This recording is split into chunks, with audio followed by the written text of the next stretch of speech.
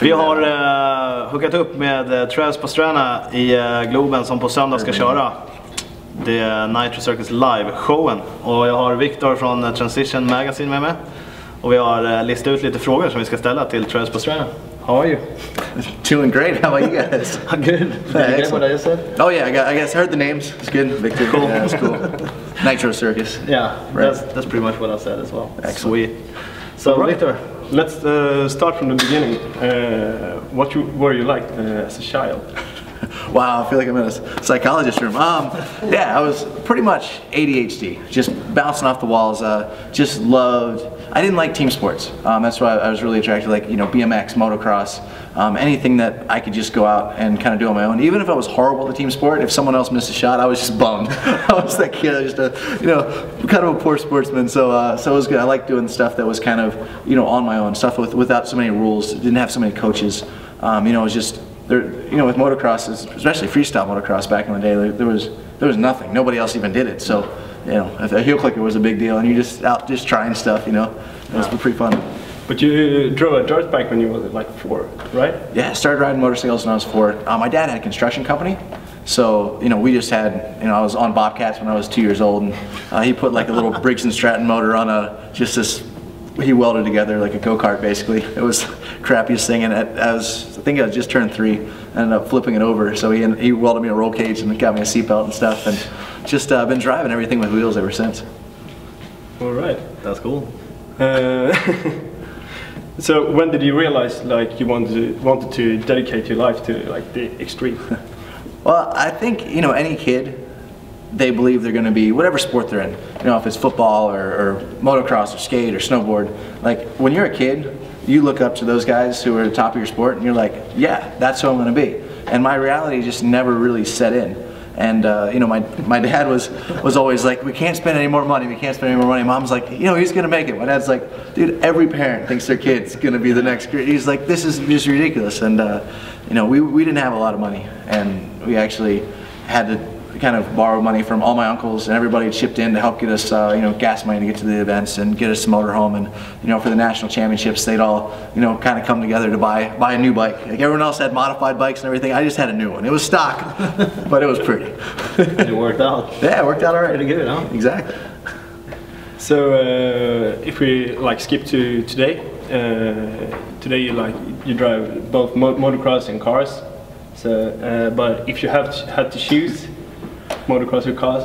That's the beauty of my life. I haven't had to choose, but no, I mean for right now, I've just had a lot of injuries. Finally went this off season and last year, and just got my ankle, my knees, my shoulders, everything fixed. Still working on the shoulder a little bit, but my goal next year is to race full time in cars. I love the motocross, and I love being out here at Nitro Circus, and having to sit on the sidelines and watch is like taking a gun and shooting yourself. I mean, it's that torturous, yeah. But it's cool to kind of be a spectator at times too, because I mean, my wife is skating on tour and stuff, but for me, I'm all about competition. So to tour, Nitro Circus Live is all about fun. Yeah.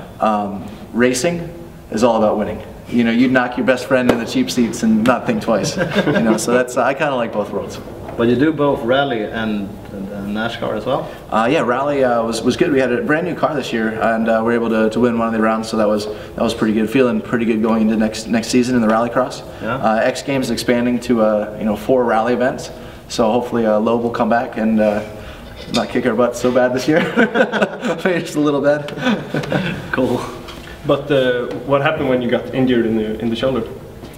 Well, the shoulder just kept popping out. So I dislocated the first time I was probably 13, and it just kept coming out until the socket was basically non-existent. So it just, like, if you just tap me like that, shoulder would pop out. Like I'd reach up to grab a towel and the shoulder would pop out. And it wasn't so bad because I could still drive cars, so I wasn't riding dirt bikes as much. And then I was driving cars and I was leading a rally. Ken Block was in second. It was for the heat race going into the final. And I pulled the handbrake and the shoulder popped out and I went straight into a wall. Oh, that's what's happened. Yeah, it sucked. Because I saw the race, I'm like, what did you turn? Well, exactly. No. Oh, no. Yeah, I had help on that one though. Oh, okay, I think at X Games, but no. So when it started affecting the rally, and I was like, okay, I can't even drive a car. I'm too hurt to drive a car. Like, there's some issues we need to take care of. And now you're almost done with that. Yeah, so I had shoulder surgery about a month and a half ago. So I feel pretty good, but they said, you know, four months just to let all the scar tissue and kind of heal it in. So I've got a couple more months of where I feel good, where I gotta just behave myself. It's not so easy. Hard. Yeah, it sucks. So what's the craziest stunt you ever pulled? Any stunt you're not prepared for. So I'd say most of the stunts that happen on Nitro Circus that involve big wheels or pogo sticks are probably the scariest things that you ever do. Like, yeah, jump on that double backflip from building to building. You're like, huh, okay. Yeah, I saw the new movie. There's right on. Yeah, there's really crazy things in there as well. Yeah, we're doing this big wheel jump from building to building, 63 stories and 62 stories. So if you fall, you've got like 10 seconds of free fall to death. And we did a practice run on, like, we set up a similar ramp, and the big wheel, the right rear wheel broke, and it didn't make the gap. And the guy, like, you know, he kind of hurt his wrist and had a little concussion. I'm like, man, like, that's bad. I feel bad for you, but if that happens tomorrow, we die. Let's make sure these wheels are better. Whoa. So, 3 worst slams of your career. The greatest part about, you know, our career and just with motocross or snowboarding or anything like that, if it's a really bad slam, you don't remember anything. So if you don't remember it, it never really happened. Good answer. But if we move to Nitro Circus, tell me a little bit about the show, for starters. Nitro Circus is just chaos. It's organized chaos. What I mean by that is you take the best BMXers, the best motocrossers, I mean, literally, after our first year, our first tour, we went to X Games. They went 1, 2, 3, BMX Big Air, 1, Skate Big Air, first and third in Moto Freestyle. Had 5 of the 8 guys in motocross best trick were all from Nitro Circus Live. And these guys, they push each other. So if you make it through Nitro Circus Live without injuring yourself, you're gonna be damn good, because at every single stop, each person has to try a trick they've never tried. That doesn't mean it has to be a trick that's never been done before. But if at each stop you're with the best in the world and you're trying something that you've never tried before, some gnarly shit is thrown down. So you actually don't know what trick's gonna like go down in every show, because people kind of freestyle a bit? It is, and that's what's it's why we took a little bit of time coming to Europe, you know, because a lot of the language barrier, where, you know, someone was like, hey, this is my hometown, I want to, you know, do good, or, you know, my parents are in this one, or whatever. I have friends or family that came out, and they're like, hey, I'm going last. Okay, if you go last in the train, everyone's like, you know, like, hey, good luck, I pray for you, man, because it's, you got to one-up the guy in front of you. But the problem is, when you go last, not only are you doing the biggest trick, but the crowd comes to this high that you have to land it. So if you crash really hard, you better get your ass back up there, go back to the top of the ramp, and you better try it again. Now you're tired because you ran, you know, if you're on bicycles, you ran back to the top, you're concussed, you're hurt more than you were the first time, and you got the crowd on their feet, and it's such a big letdown if the biggest trick doesn't land. So it's a lot of pressure. Yeah, I can imagine. But do you do any major changes from night to night in the show? The biggest change are the contraptions. Each show there's kind of different contraptions, and the guys get better. Like, for instance, the first show of our first tour, we had this great idea to try a tandem bicycle. So everyone was just eating crap because the tandem bicycle would take off sideways, and just, it was like 2 people trying to bail off at the same time but like not hurt each other, and it was just bad. And finally they landed it.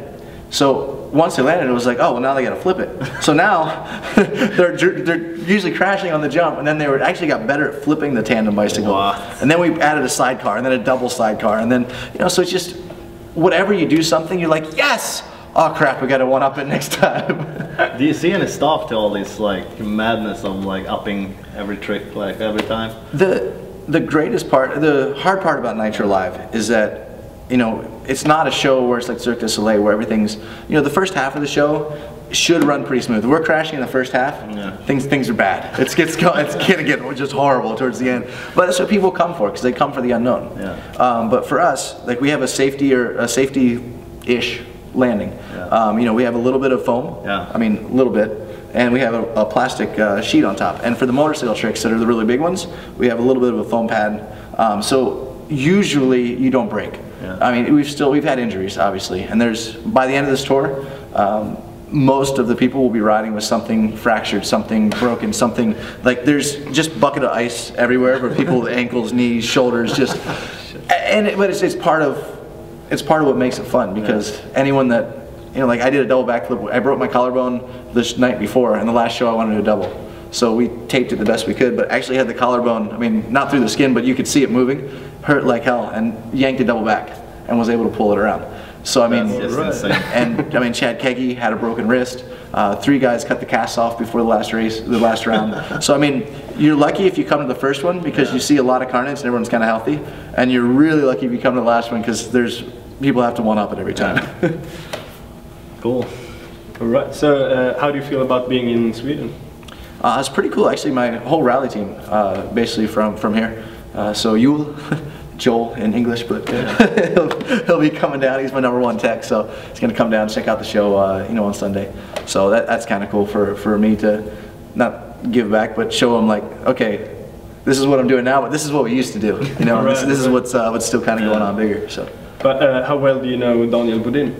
Not very well, actually. I'm sure I'll get to know him a lot better here the next couple of days. Do you have any advice to the kids out there who idolizes you?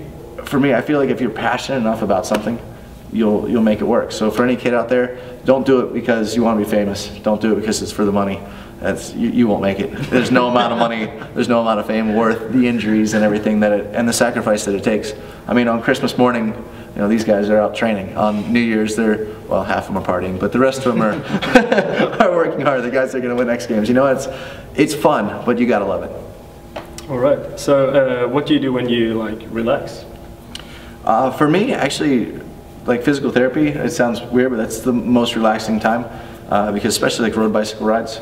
Just go out in the country, and you know, you put in 60, 80 miles, and you know, you can kind of just... Not mountain bike's good. It's less relaxing. That's more intense. But road bicycle is pretty good. Yeah. Swimming's good too. All right. So I've heard you produce and write movies. Is that right? A little bit. I mean, we've basically with Nitro Circus, we started out as a DVD. So we'd film whoever had the camera. I mean, we learned a lot about filming. I did about half the editing for most of the DVDs. Stuff like that. Yeah. We really didn't have a script, but I've always, you know, crash, make, you know. But the script was kind of how you put it together. But I've always enjoyed writing, you know. So that was a lot of fun for me, and you know, I wrote a couple scripts, and just I haven't produced anything yet other than Nitro Circus. Helped Greg Godfrey and those guys, but definitely hope in the future. I like to entertain. Yeah. So when the racing's done and I'm no longer good enough to or too broken to entertain with Nitro Live, hopefully we'll make some movies. Right. We'll make the other guys break instead. Exactly. Well, that's what I'm doing here. So no. I got one last question. If you want to sign a T-shirt for the guys that's watching this. All right on. There you go. I should have a. Yep. Nice. Well, that's service right there. Yeah, got everything. Ni har chansen att vinna den här tröjan som Travis Pastrana nu skriver på. Snart kommer jag säga hur, för det har jag inte kommit på än. Voila. Sweet, man. Thanks a lot. Here you go. Yeah, thank you. Good to see you. And hope the show goes well, so you can continue the tour. I hope so as well. Sweet, thanks. By the end, I might be the healthiest one. I have to get my ass out there. Sorry, Doc, I'm riding.